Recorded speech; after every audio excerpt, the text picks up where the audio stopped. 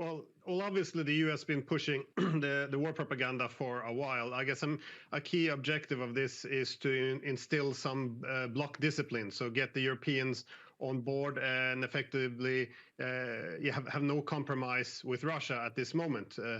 But I would have to point out that I don't think the Georgian conflict is the best analogy. If you look back what happened in the early 2000s with Moldova, I think it would be actually much better.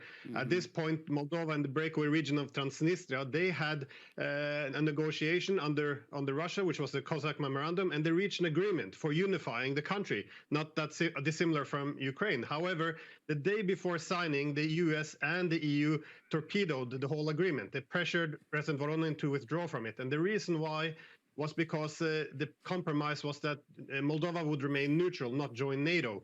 And this is why they couldn't accept this peace in the US, because, be very clear, this is the whole point of toppling the government in 2014 was to prepare it for NATO expansion.